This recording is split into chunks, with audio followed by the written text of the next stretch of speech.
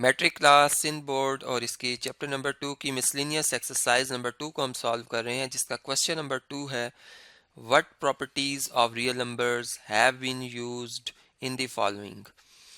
यानी कि हमने देखना है कि जो ये स्टेटमेंट्स लिखी हुई हैं इनमें कौन सी जो है प्रॉपर्टी यूज़ की गई है रियल नंबर की, वो हमें यहाँ पर मेंशन करनी होगी। जैसे हम पहले पार्ट में देख रहे हैं कि 4 is greater than 2 implies 12 is greater than 6।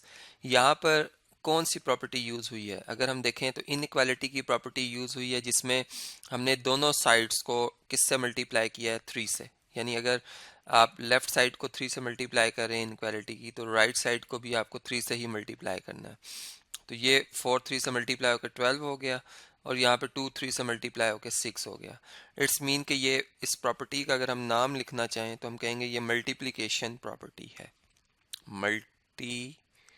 Multiplication property, ठीक है। इस तरीके से हमें जो है प्रॉपर्टी को वाज़े करना है और उसको मेंशन करना है यहाँ पे। इससे नेक्स्ट पार्ट जो है वो आपसे अब डिस्कस कर लेता हूँ। जी, अगर आप इस पार्ट को देखें तो इसमें इस तरह से था कि 1/8 इज़ ग्रेटर देन 1/10। चूँकि हमें पता है कि जितना डिवाइज़र छोटा होगा, न्यूमरेटर अगर सेम है, डिवाइज़र अगर छोटा है तो आंसर बड़ा आएगा। तो 1/8 का आंसर बड़ा है और 1/10 का आंसर छोटा है। Implies 1/4 is greater than 1/5। अब यहाँ पर क्या किया गया, अगर हम इस बात को देखें तो हमें ये बात समझ आती है कि इन दोनों को 2 से मल्टीप्लाई किया गया है। यानी कि लेफ्ट साइड को भी 2 से मल्टीप्लाई किया गया है और राइट साइड को भी 2 से। अब जब 2 को 8 डिवाइड करेगा तो 1/4 आंसर आएगा, और यहाँ पर 2 को अगर 10 डिवाइड करेगा तो 1/5 आंसर आएगा।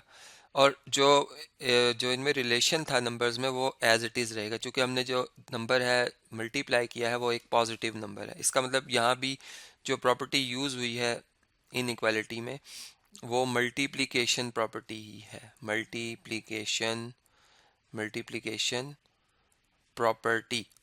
तो इसी के से ये पार्ट भी हमारा कंप्लीट हो जाता है। अब नेक्स्ट पार्ट जो है थर्ड, वो आपसे अब डिस्कस करता हूँ। जी, इस प्रॉपर्टी को अगर हम अंडरस्टैंड करें तो यहाँ पे ये नज़र आ रहा है कि 9 जो था वो ग्रेटर था 7 से, लेकिन अब हमने ये देखा कि -7 जो है वो ग्रेटर आ गया है -9 से। यानी यहाँ पर अगर इनइक्वालिटी के अंदर रहते हुए मैं किसी नेगेटिव नंबर से मल्टीप्लाई करता हूँ, जैसे फॉर एग्जांपल अगर मैं लेफ्ट साइड को -1 से मल्टीप्लाई करूँ, तो इनइक्वालिटी का रूल है कि राइट साइड को भी उसी नंबर से मल्टीप्लाई करना है, ठीक है। अब देखिए ये मल्टीप्लाई का साइन है, 9 मल्टीप्लाई बाय -1 मल्टीप्लाई बाय 9 या 9 मल्टीप्लाई बाय -1, आंसर -9 आएगा। और सेम इसी तरह 7 मल्टीप्लाई बाय -1 तो -7 आएगा। अब नेगेटिव में जो ज़ीरो के ज़्यादा क्लोज्ड होता है वो बड़ा होता है। -7 ज़ीरो के ज़्यादा नज़दीक है, -9 ज़ीरो से ज़्यादा दूर है। तो इसका मतलब कि अब यहाँ जो इनक्वालिटी है वो उलट गई है, मतलब -7 जो है वो बड़ा नंबर है और -9 जो है वो छोटा नंबर है।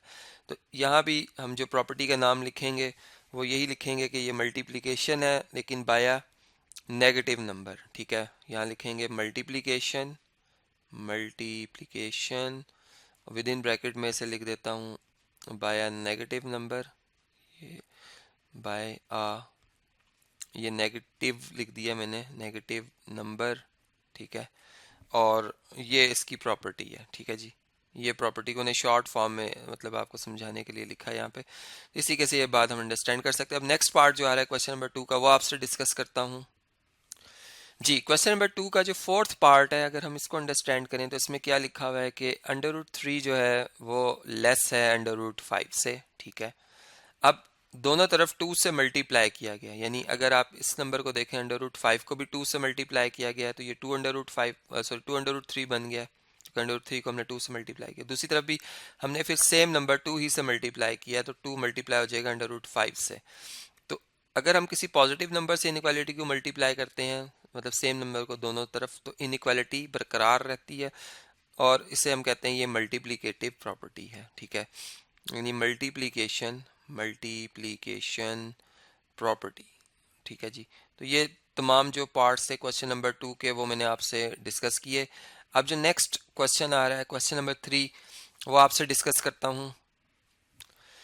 क्वेश्चन नंबर 3 की स्टेटमेंट है कि which of the following statements are correct, यानी इसके जितने भी पार्ट्स हैं उसमें हमने देखना है कि जो स्टेटमेंट लिखी गई है क्या वो दुरुस्त है या वो गलत है। जैसे पहले पार्ट को अगर आप देखें तो इसमें लिखा हुआ है a square greater than zero, a is real number and for all a is not equal to zero. यानी कि जीरो के अलावा अगर आप कोई नंबर लेते हैं उसका स्क्वायर करते हैं तो आंसर हमेशा बड़ा आएगा जीरो से। यानी फॉर एग्जांपल अगर मैं -1 सेलेक्ट करता हूँ जो कि रियल नंबर है और -1 का स्क्वायर 1 होता है और हमें पता है 1 जीरो से बड़ा नंबर है। इसी तरह अगर आप कोई और नंबर सेलेक्ट करते हैं फॉर एग्जांपल 10, इसका स्क्वायर लेते हैं 100 आ जाता है। 100 क्या होगा, जीरो से ग्रेटर आएगा। इसी तरह अगर मैं कोई नेगेटिव नंबर सेलेक्ट करता हूँ माइनस फॉर एग्जांपल 100 या -10 चलें सेलेक्ट करता हूँ और इसका स्क्वायर करता हूँ, आंसर मेरा पॉजिटिव 100 आएगा। ठीक है, अब 100 हमें पता है जीरो से बड़ा है। यानी ओवरऑल हमने ये देखा कि ये बात जो लिखी गई है वो बिल्कुल दुरुस्त लिखी गई है। इसका मतलब ये स्टेटमेंट जो है वो क्या है, करेक्ट स्टेटमेंट है, तो इसका ये हम यहाँ पर आंसर दे देंगे। जी, अगर हम इस पार्ट 2 की बात करें तो इसमें लिखा हुआ है कि a cube less than zero for all a is less than zero and a is real number. यानी अगर आप कोई रियल नंबर सेलेक्ट करते हैं लेकिन वो नेगेटिव अगर हो, फॉर एग्जांपल जैसे -2। अब -2 जो है वो जीरो से कम है, छोटा नंबर है एंड -2 जो है एक रियल नंबर है। अब अगर हम इस पे अप्लाई करते हैं ये वाली बात, क्या है कि ये बात दुरुस्त लिखी हुई है कि -2 का क्यूब लेंगे तो क्या आंसर आएगा। इसके लिए हमें क्या करना होगा, -2 को अपने आप से 3 दफ़ा मल्टीप्लाई करना होगा, यानी -2 इंटू -2 +4 मल्टीप्लाई बाय -2 -8 आता है। यानी -8 चूंकि लेस देन जीरो और ये बात बिल्कुल दुरुस्त आ रही है। इस तरह आप कोई भी नंबर सेलेक्ट कर लें, तो मैंने एक फॉर एग्जांपल एक पिक किया था नंबर -2। आप कोई भी नंबर पिक करें, आप ये देखेंगे मतलब कोई भी नंबर का मतलब कि नेगेटिव कोई भी नंबर पिक करें, क्योंकि कंडीशन जो इन्होंने ये रखी है लेस देन जीरो ये लाजमी होनी चाहिए। तो फिर आप देखेंगे कि ये स्टेटमेंट बिल्कुल दुरुस्त है, तो यहाँ पर हम लिखेंगे ये करेक्ट स्टेटमेंट है। ठीक है जी। अब नेक्स्ट जो पार्ट आ रहा है क्वेश्चन नंबर 2 का, वो आपसे जो है वो मैं अब डिस्कस करता हूँ। बल्कि ये क्वेश्चन नंबर 3 का जो थर्ड पार्ट आ रहा है वो आपसे अब डिस्कस करता हूँ।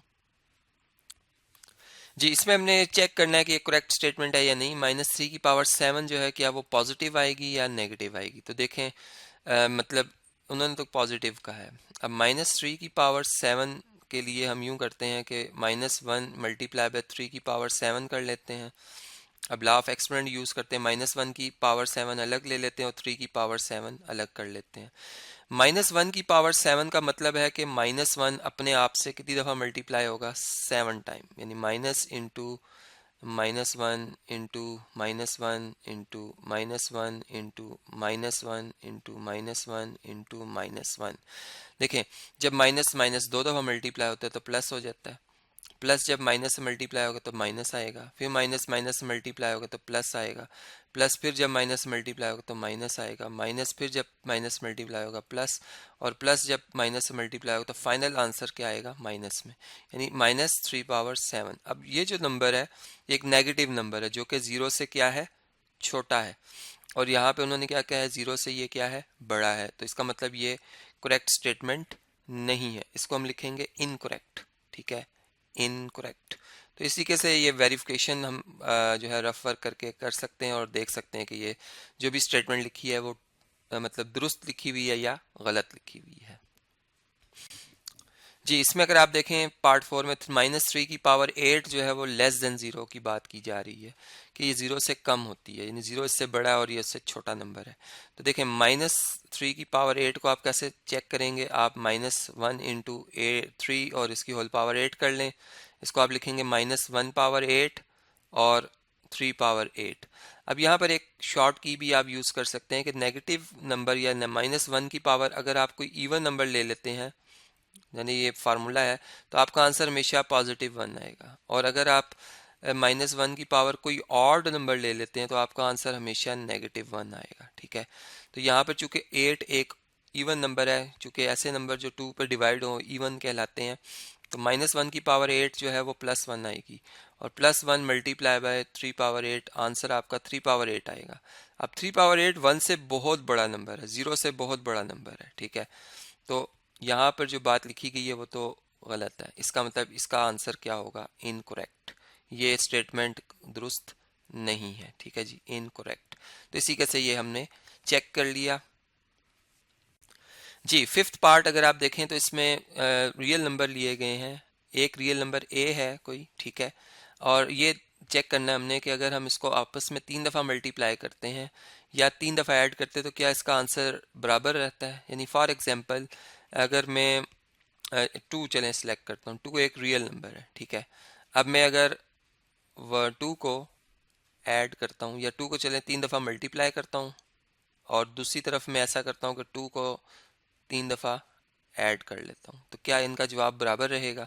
इसको हम चेक करते हैं। 2 2 ज़ा 4 एंड 4 2 ज़ा 8, इसका आंसर 8 आता है, जबकि यहाँ पर 2 + 2 4 और 4 में अगर आप 2 ऐड करते तो इसका आंसर 6 आता है। यानी हम ये देख रहे हैं कि ये दोनों बराबर नहीं है, ठीक है। ये जैसे मैंने कहा कि प्रॉपर्टी को रिजेक्ट करने के लिए एक भी अगर आपको ऐसी कोई कंट्राडिक्शन स्टेटमेंट मिलती है तो आप पूरी प्रॉपर्टी रिजेक्ट कर लेते हैं, तो यहाँ पे ये रिजेक्शन हो रही है, ठीक है। यानी यहाँ पर हम ये बात कह सकते हैं कि ये जो स्टेटमेंट लिखी हुई है ये इनकरेक्ट है, क्योंकि हमने इसको चेक कर लिया है और ये फॉर एग्जांपल हमने 2 पे चेक किया तो ये बात हमें साबित हुई है कि ये बात दुरुस्त नहीं है। इसी तरह अगर आप कोई और नंबर सेलेक्ट करते हैं और तभी ये वेरिफिकेशन आप कर सकते हैं, ठीक है जी।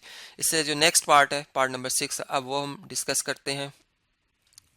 जी, पार्ट 6 में अगर आप देखें तो स्टेटमेंट ये है कि a is not equal to 0, यानी आप a जो है वो 0 के अलावा कोई नंबर लें और ये चेक करें कि 1/a plus 1/a plus 1/a ये बराबर हो जाएगा 1/a होल क्यूब के। तो क्या ये बात दुरुस्त है, इसको हम चेक करते हैं।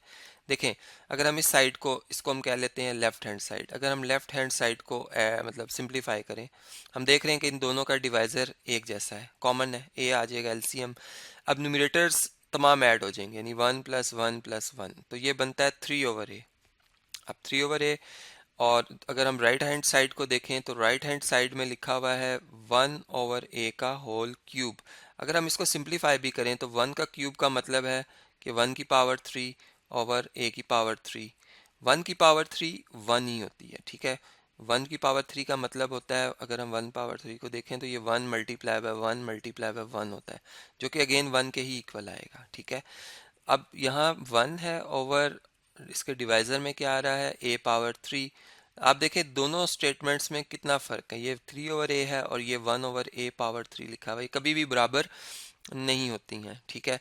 तो इसका मतलब यहाँ पर हम ये ओवरऑल की बात कह सकते हैं कि जो लेफ्ट हैंड साइड है और जो राइट हैंड साइड है वो आपस में बराबर नहीं है, ठीक है। ये बराबर नहीं है, जबकि उन्होंने स्टेटमेंट में कहा हुआ है कि ये बराबर है। इसका मतलब कि स्टेटमेंट जो है वो करेक्ट नहीं है, ये इनकरेक्ट है, ठीक है। तो इसको हम इस तरह से इसका रिमार्क दे देंगे कि ये एक इनकरेक्ट जो है वो स्टेटमेंट है। जी, इससे नेक्स्ट स्टेटमेंट जो है अगर आप इसको देखें, इसमें लिखा हुआ है a⁻−1 is equal to 1/a, यानी कि multiplicative inverse of a is 1/a और for all a is not equal to, मतलब a जो है वो 0 के इक्वल नहीं है, ठीक है। तो देखिए बात बिल्कुल दुरुस्त है कि आप अगर किसी भी नंबर का मल्टीप्लिकेटिव इनवर्स लिखते हैं तो उसको आप ऐसे ही रिप्रेजेंट करते हैं कि वो नंबर है a और -1, इसकी पावर -1 का मतलब है कि ये, अब इस नंबर का a का मल्टीप्लिकेटिव इन्वर्स हम लिखने जा रहे हैं जो कि 1/a है, और हम इसको चेक भी कर सकते हैं कि अगर हम a और 1/a को आपस में मल्टीप्लाई करें तो a से कैंसिल हो जाएगा और आंसर हमारा 1 आ जाएगा। तो इससे ये वेरिफिकेशन भी हो जाती है कि ये जो 1/a है ये वाकई ही a का जो है वो मल्टीप्लिकेटिव इन्वर्स है, और वो हमने यहाँ पर चेक कर लिया। इसी तरीके से आप 1/a को अगर a से मल्टीप्लाई करेंगे तब भी आंसर 1 आएगा, और 1 जो है वो मल्टीप्लिकेटिव आइडेंटिटी है। तो इस तरीके से ये प्रॉपर्टी जो है एग्जिस्ट कर रही है, लेकिन ये जैसे उन्होंने बताया, याद रहे कि a 0 नहीं रख सकते आप, यानी 0 का मल्टीप्लिकेटिव इन्वर्स एग्जिस्ट नहीं करता। तो ओवरऑल अगर हम देखें तो ये एक स्टेटमेंट जो लिखी हुई है ये करेक्ट स्टेटमेंट है, इसका आंसर हम लिख देंगे करेक्ट। अब इस वीडियो को मैं कंटिन्यू कर रहा हूँ नेक्स्ट वीडियो में, जिसमें मैं इसी एक्सरसाइज के जो नेक्स्ट क्वेश्चन आ रहे हैं, question number 4 and 5 and onward questions, वो आपसे एक एक करके डिस्कस करूंगा।